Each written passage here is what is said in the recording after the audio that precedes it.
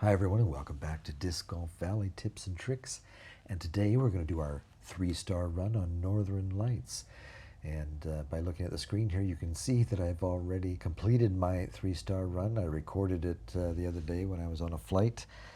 For some reason, the screen recording wasn't turned on like I thought, so we're going to do it again here for you and show you that it is actually possible to get 3 stars on Northern Lights. You might have to try it a few times. I know I certainly did, but for those who persevere, you can get the 3 stars on this. Here's what we have for our discs. It's kind of a combination of some purchased discs for our Jumpstart series here, as well as some discs that we've picked up as we have 3-starred the courses previous to this. For distance drivers, we've got the Destiny Extra Glide Light and the Extra Glide Big Skip Zeus to get us down the fairway. And then the Grace and Sapphire PD, our Explorer, a couple of Ballistas there. And we won't use all of these discs as we do the 3-star run, but there you go. All right, let's get started. Now, if you've watched our walkthrough video on Northern Lights, you'll know that I recommend that you play this first hole over and over again until you get a eagle on this one, because it's about the only one that is easy enough to get an eagle. And it's always good to have that extra point to fall back on in case you mess up somewhere along the way. And so just reset until you get your eagle on this. And if you want some tips and tricks of how to get your eagle, be sure and check out our walkthrough video on the Northern Lights. I'll show you how to do it. All right, hole number 2, disc of choice is the Explorer here. Just center it up there on this tree and put a half hyzer on it. And it usually comes swinging around nicely towards the basket for an easy toss in.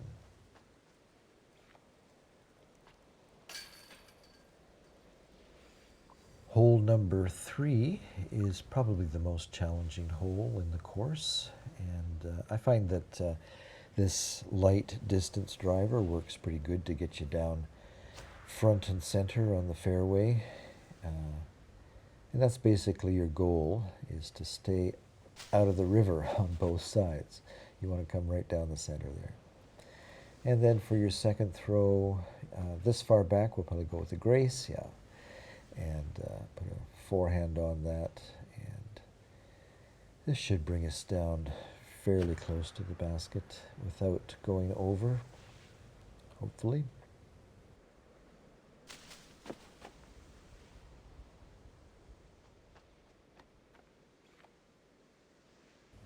And if you want some more tips on this one, be sure and check out the walkthrough video that we did. We spent a little time on that hole.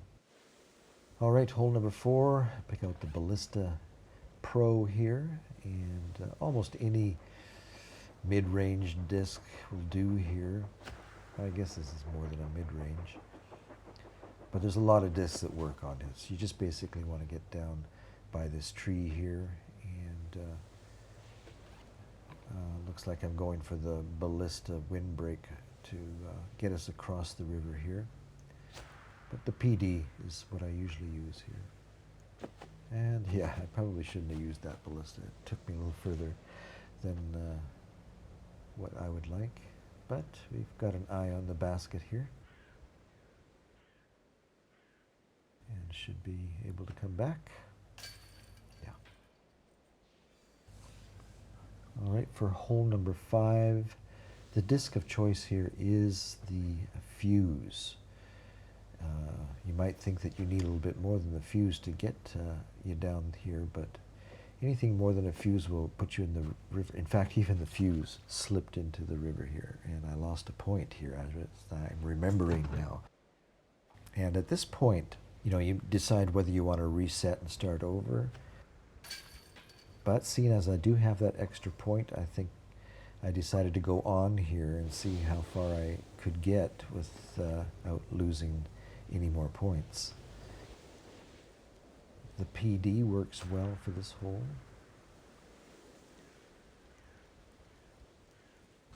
Hit something there and caused it to roll across the lake. Thankfully, it was frozen over. And we're able to come back fairly nicely. able to keep going. Hole number 7. This is quite a distance, 291 meters. Bring out the Zeus to get a good drive on this. The nice skip, you can get right down to the edge here. And for our second shot, I've been finding that the Sapphire works good for this one. Just basically want to get to the pathway there in between the two rivers without going over, and the Sapphire kind of sticks the landing there, so I like that. This one you want to disc up more than what you would think. Sometimes I do an overkill here and use my Zeus. Just too many times have fallen short. So Zeus took me too far, but we're able to come back fairly easy.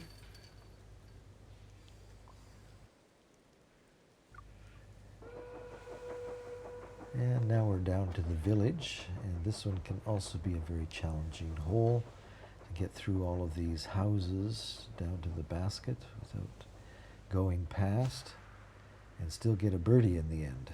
Our drive here took us, with that bounce, took us a little further than what we would normally like up against this fence here, knowing we cannot make a mistake. We have to get the birdie here or we do not get the 3 stars.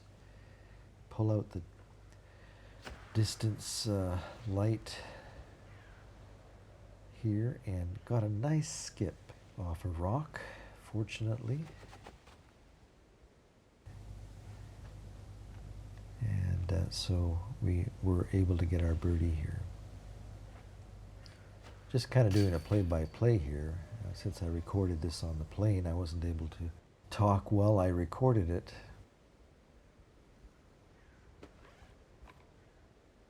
And for our last shot, pull out the Zeus again. It has a nice skip for this hole. Like it a lot for this hole. And hit the house for a good backstop and come back nicely and easily for our last birdie to get our 3 stars. That's a -9, and that's what you need to get the 3 stars on this course.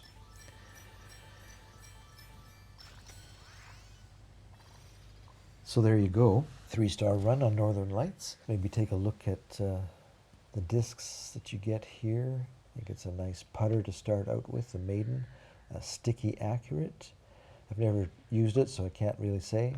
The Claymore is a good disc, the accurate windbreak there, so check that out. And here's an extra fade, extra glide Queen distance that you might want to take for a spin. Put it on the test field and see what you think. Check out our walkthrough for more tips, and we'll see you next time here at Disc Golf Valley Tips and Tricks. So long for today.